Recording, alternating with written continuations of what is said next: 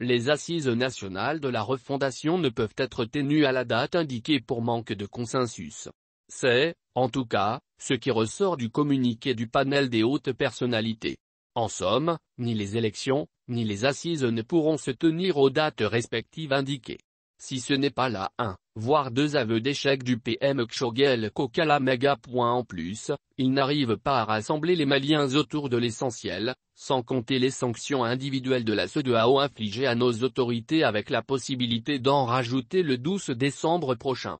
Dans un communiqué en date du 22 novembre 2021, le président du panel des hautes personnalités informe l'opinion nationale et internationale qu'en raison des concertations entamées depuis sa prise de fonction, avec les forces vives de la nation, en vue de trouver le consensus le plus large possible pour une participation la plus inclusive, les dates de la tenue des assises nationales de refondation ont été décalées. Un nouveau chronogramme sera annoncé à l'issue de ces concertations. Toutes les forces vives de la nation demeurent mobilisées pour une participation active et de qualité au débat à venir. Au regard des différents retraits ou non-participation aux assises avec le format actuel, le report était prévisible.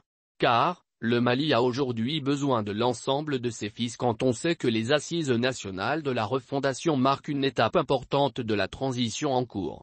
Au demeurant, ce report suivi d'une éventuelle participation effective de tous les acteurs sonne comme un échec du PM qui se trouve dans une logique de rupture donc, d'exclusion de certains acteurs. Aussi, faut-il le rappeler?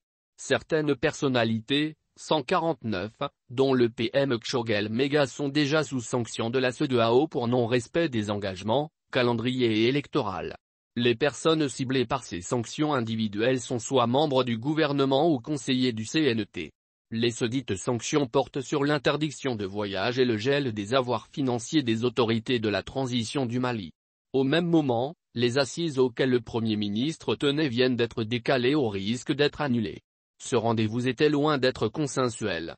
Le président de la transition, le colonel Assimi Goïta semble l'avoir constaté lors de sa récente série de rencontres avec les partis politiques.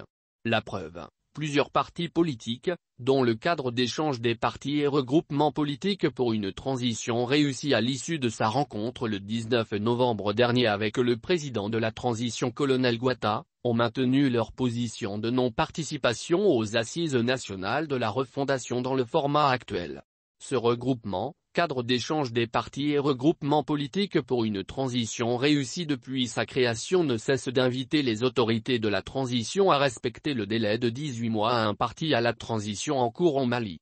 Il compte plus de 70 partis dont 3 regroupements, EPM, 24 partis politiques, Jijiyakura, 21 partis politiques, ARP, 21 partis politiques, 2 mouvements politiques, Morema et ADRP, et des grands partis politiques comme, ASMA CFP, ILMA, OMRDA et RDS. Aussi d'autres dont, la DEMA PASJ, le PARENA. Si le gouvernement estime que les assises permettront de créer des conditions pour la tenue des élections libres et transparentes, le cadre d'échange des partis et regroupements politiques pour une transition réussie, lui veut que le délai de la transition ne soit pas lié aux dites assises. Au regard de cette situation, l'on se demande s'il y aura effectivement des élections à la date indiquée.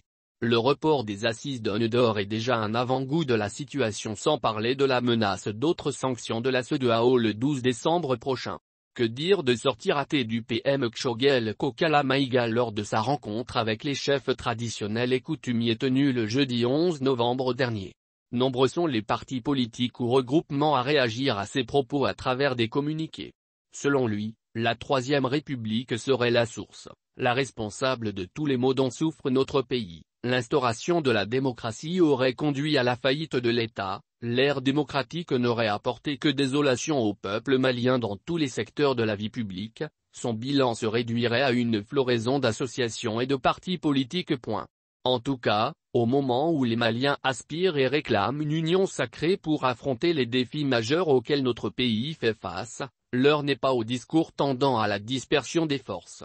Comment le Premier ministre, chef du gouvernement compte fédérer l'ensemble des forces patriotiques et susciter leur adhésion pour réussir une transition de rupture? À se demander si ce n'est pas le début de la fin du kshogelisme? Au regard de ce qui se passe, l'on s'aperçoit que Kshogel est loin d'être un rassembleur. Il est sans doute sur une chaise éjectable, donc sur les traces de ses prédécesseurs. Sa popularité est en chute libre.